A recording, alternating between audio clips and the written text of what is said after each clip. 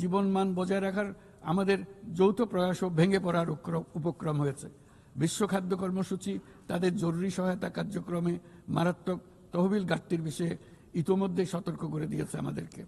অবিলম্বে নতুন তহবিল না এলে মাসিক রেশন অর্ধেকে নামিয়ে এনে মাথাপিছু মাত্র $6 নামিয়ে আনতে বাধ্য হবে, যা রোহিঙ্গাদের অনাহার ও অপুষ্টিতে নিমজ্জিত করবে, যা তাদেরকে আগ্রাসী কোনো পদক্ষেপ নিতে বাধ্য করবে। তহবিলের অতিরিক্ত কাটছাট হলে তা নিঃসন্দেহে সুরক্ষা ও নিরাপত্তা ঝুঁকি বহুগুণ বৃদ্ধি করবে, যা ক্যাম্পের সীমানা ছাড়িয়ে যেতে পারে। তাই আমি বিদ্যমান দাতাদের সাহায্য বাড়াতে এবং সম্ভাব্য নতুন দাতাদের অনুদান প্রদানের আহ্বান জানাচ্ছি, যাতে এই বিপর্যয়কর পরিস্থিতি এড়ানো যায়।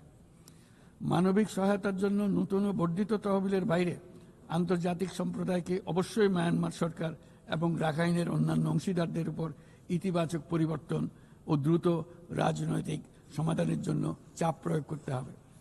অন্যান্য প্রতিবেশী দেশগুলোকেও তাদের দায়িত্ব পালন করতে হবে। রাখাইনে স্থিতিশীলতা আনতে আন্তর্জাতিক সম্প্রদায়ের যে কোনো যৌথ প্রচেষ্টায় সহযোগিতা দিতে বাংলাদেশ সর্বদা প্রস্তুত।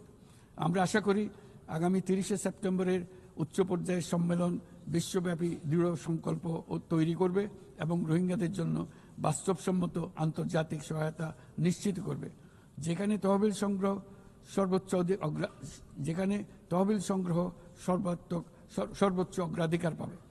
একই সঙ্গে আন্তর্জাতিকভাবে একটি রোডম্যাপ গৃহীত হবে এবং সময়বদ্ধ কর্মপরিকল্পনা গ্রহণের মাধ্যমে রোহিঙ্গা সংকটের স্থায়ী সমাধান খুঁজে পাওয়া সম্ভব হবে।